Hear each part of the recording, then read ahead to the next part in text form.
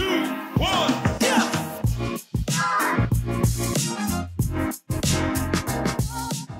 আসসালামু আলাইকুম। সবাইকে অনেক অনেক প্রীতি ও শুভেচ্ছা জানিয়ে শুরু করছি আমাদের আজকের এই পডকাস্টটি। এটি আমাদের পডকাস্ট সিরিজের দ্বিতীয় পর্ব। প্রথম পর্বে আমরা টিম ফেরিসের লেখা দ্য 4 আওয়ার ওয়ার্ক উইক এই বইটির সংক্ষিপ্ত একটি রিভিউ করেছিলাম। লেখক সেই বইটিতে কিভাবে আমাদের ওয়ার্ক এফিসিয়েন্সি এবং ওয়ার্ক ইফেক্টিভনেস বাড়াবো আন্ডার ডিল ফ্রেমওয়ার্ক, সেই বিষয়টি কিন্তু এই বইতে তুলে ধরেছেন। প্রথম পর্বে আমি ডিল ফ্রেমওয়ার্ক নিয়ে সংক্ষেপে আলোচনা করেছি। এখানে ডিল বলতে বোঝাচ্ছে D for definition, E for elimination, F for automation, L for liberation. আশা করি প্রথম পর্ব আপনারা শুনেছেন। তো দ্বিতীয় পর্বে আমরা স্টেপ 2 অর্থাৎ এলিমিনেশন নিয়ে আমরা কথা বলবো। আসলে এলিমিনেশন কি?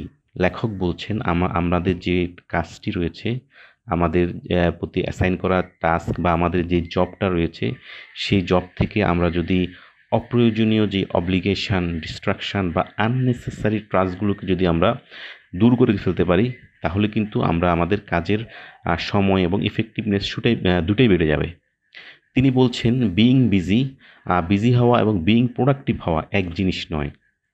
লেখক তার বইতে এখানে একটা কাজকে কীভাবে এলিমিনেশন করবেন 4টি প্রিন্সিপাল কথা শেয়ার করেছেন। এই 4টি প্রিন্সিপাল ফলো করে আপনি একটা কাজটাকে মূল্যায়ন করে সেগুলোকে আপনি এলিমিনেট করবেন। তো এখানে লেখক যে 2টি রুলস আমি শেয়ার করব লেখকের, একটি হচ্ছে তিনি বলছেন অ্যাপ্লাই দ্য 80-20 রুলস, যেটাকে প্যাটোর্স প্রিন্সিপাল বলা হচ্ছে।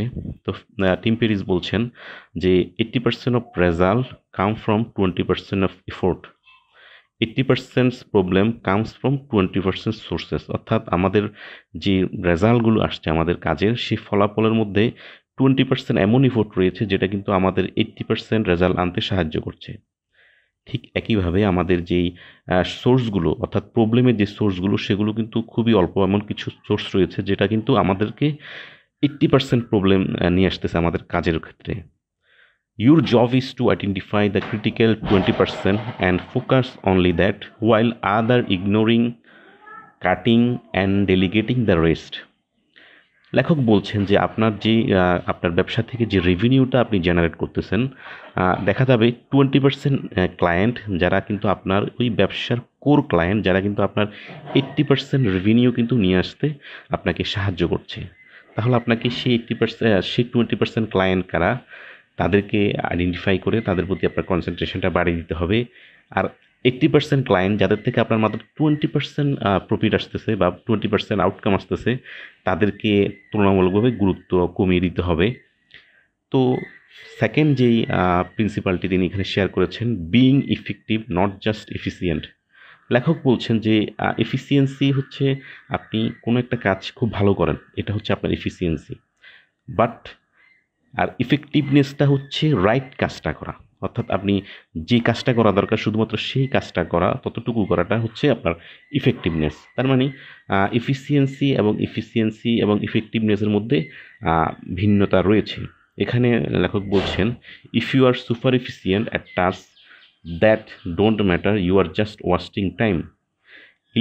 Elimination means making sure you are only doing that's actually important. অর্থাৎ আপনার স্টেপের মধ্যে যেই কাজটা আপনার অ্যাকচুয়ালি ইম্পর্ট্যান্ট এবং মিনিংফুল, সেই কাজটি যথার্থভাবে করাটাই হচ্ছে ইফেক্টিভনেস। ঠিক আছে? এফিসিয়েন্সি আপনি দক্ষ কোনো একটা কাজে, তো সেটাই ইস্যু না। ইস্যুটা হচ্ছে আপনার ওই অ্যাসাইন করা কাজটাকে আপনার করার জন্য, সম্পাদন করার জন্য, শেষ করার জন্য আপনার যতটুকু ইফেক্টিভ দেওয়া দরকার, যতটুকু এফোর্ট দেওয়া দরকার, অতটুকুই দিবেন আপনি। ওটাতেই ফোকাস করবেন। এটাই হচ্ছে ইফেক্টিভনেস। অর্থাৎ আপনি এমন কিছু করবেন না কাজটাকে যাতে করে কাজের সময়টা বেশি লেগে যায়। তো এই দুটো রুলস আমি আপনাদের সাথে সংক্ষেপে শেয়ার করলাম।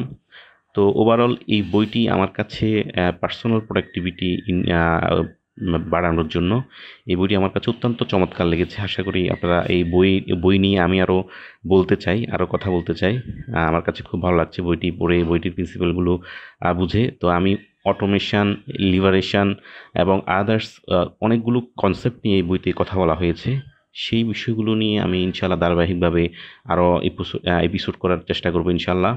আশা করি আপনারা আমার সাথে থাকবেন, আমাকে সাপোর্ট করবেন, আর অবশ্যই পডকাস্টটি আপনার বন্ধুদের সাথে শেয়ার করবেন। ধন্যবাদ সবাইকে। আসসালামু আলাইকুম।